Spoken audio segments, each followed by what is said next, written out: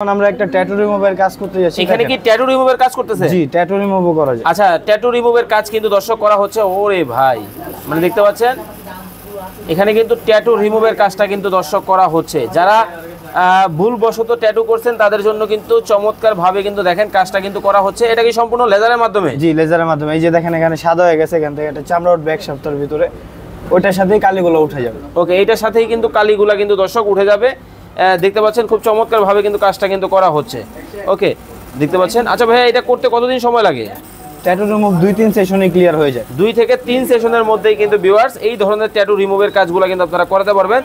যাদের ট্যাটুর কাজ আছে অথবা অবাঞ্ছিত বিভিন্ন ধরনের স্কিনের কেয়ারের জন্য বিভিন্ন ধরনের কাজ আপনারা করাতে চান, স্ক্রিনে যে নাম্বার দেওয়া আছে এই নাম্বারে যোগাযোগ করে কিন্তু আপনারা কিন্তু বাংলাদেশের যে কোনো জায়গা থেকে এসে করাতে পারবেন। দেখতে পাচ্ছেন